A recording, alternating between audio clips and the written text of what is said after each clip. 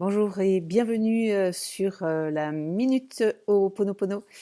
C'est le H6 aujourd'hui.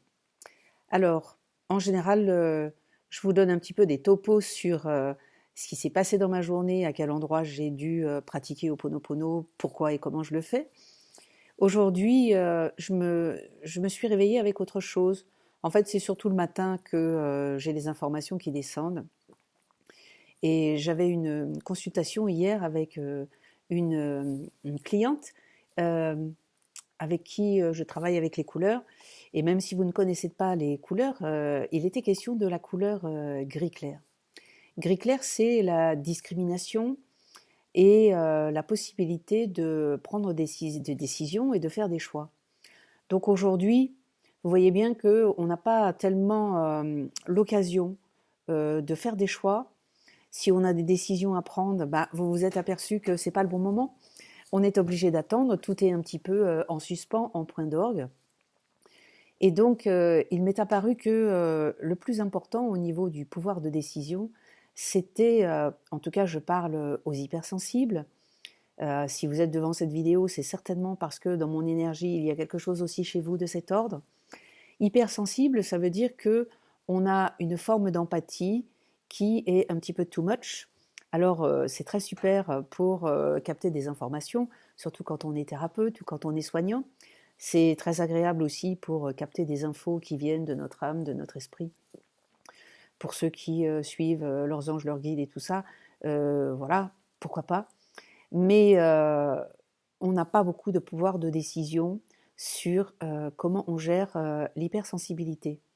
Or aujourd'hui, comme il y a beaucoup de bazar dehors, que c'est assez chaotique au niveau, j'allais dire, de l'égrégore des pensées des gens, parce qu'ils oscillent entre c'est super, on a du temps pour nous, et entre mon Dieu, si j'attrape le virus, si mes enfants tombent malades, si je n'ai plus d'argent parce que je ne travaille pas. Vous voyez que le mental, il a vite fait de revenir. Et donc, du coup, le pouvoir de décision fait que vous ne savez pas si les pensées que vous entretenez, surtout les pensées de peur, sont les vôtres ou celles des autres.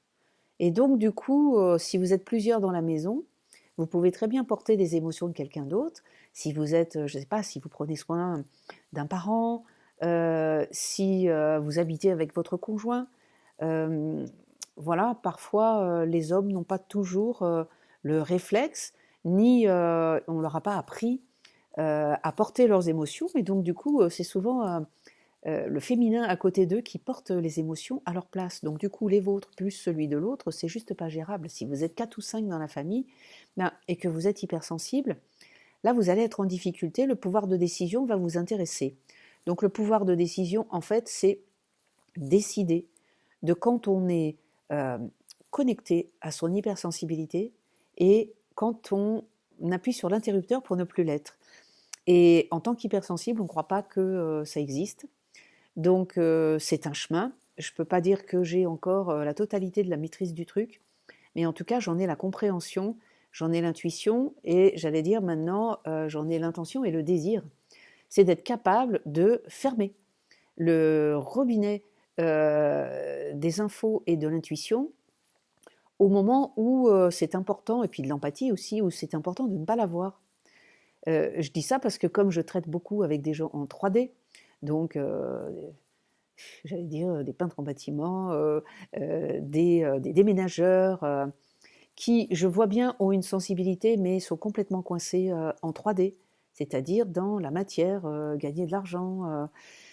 Et donc, du coup, il n'y a pas la finesse de l'empathie et de la sensibilité, bien que certaines personnes le soient, comme Monsieur Jourdain qui faisait de la poésie sans le savoir. Il y a des voilà, il y a des gens dans des corps de métier pour qui c'est pas nécessaire, qui sont hypersensibles et qui ne le savent pas. Donc comme je vois beaucoup de gens en 3D, bah bien sûr, ma propriétaire, tous les gens qui tournent autour de ce changement de maison, eh bien je m'aperçois que c'est important de temps en temps d'appuyer sur le bouton off, c'est-à-dire je n'ai plus aucune empathie. J'étais obligée de faire ça parce que je vous ai dit, il me harcelait pour ce bas de porte que je dois remplacer. Et il y a un moment donné, je l'avais demandé, il y a vraiment le bouton s'est fermé. C'est-à-dire que j'ai vraiment dit à quelqu'un, maintenant vous arrêtez tout de suite. Ça fait 50 fois que vous m'en parlez, maintenant c'est la dernière. Je ne veux plus en entendre parler. Et moi, je ne suis pas capable de dire ça d'habitude. Il n'y a pas de c'est fini, plus jamais, c'est comme ça, c'est pas autrement. Ça, c'est la couleur violette.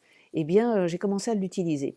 Donc, je vous encourage à faire la demande si même vous ne savez pas comment être on-off, comment être empathique avec vos proches, empathique avec les gens que vous aimez, empathique avec les gens qui souffrent et qui ont besoin de votre aide, et comment se fermer avec les gens qui n'ont aucune empathie, pour qui seule la matière existe, seule la 3D existe, c'est pas la peine de dépenser votre énergie à être empathe envers ces gens-là, puisque de toute façon, ils ne sont pas du tout sur votre mode de vibration et ils s'attendent à ce que vous soyez non pas hypersensible, parce que vous risquez de vous faire bouffer, maltraiter et peut-être avoir, et sauf si vous avez la capacité à fermer ce bouton.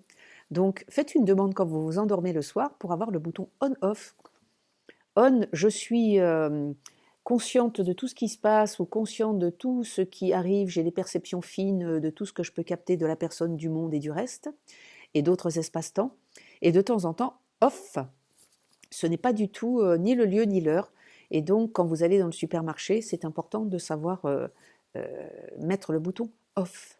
Et ce n'est pas à monter de série. Si vous êtes hypersensible, vous ne l'avez pas de naissance. Il va falloir le construire.